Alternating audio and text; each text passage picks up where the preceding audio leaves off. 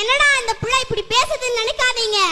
மாம்பூக்கள் சரியா பூக்க விழ என்றால் பருவ காற்று சரியா வீசிருக்குன்னு அர்த்தம்.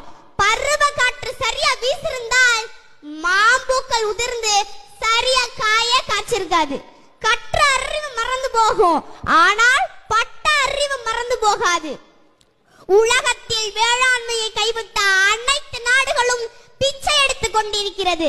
அந்த நிலைமை நமக்கு வந்துவிடக் கூடாது. இங்கு தொழில் வளர்ச்சின்னு சொல்றீங்களே, நல்ல வேலை பார்த்தா சம்பளம் கிடைக்கும்.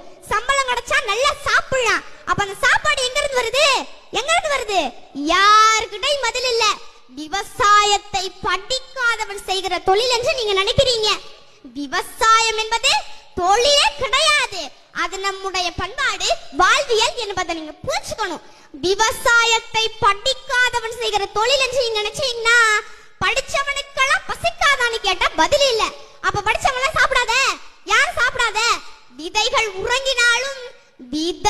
உறங்கினாலும் விதைத்தவன் உறங்குவதில்லை என்ற வாக்கியத்திற்கு ஏற்ப வாழ்ந்து காட்டியவர் தான் நம்முடைய ஐயா நெல் ஜெயராமன்.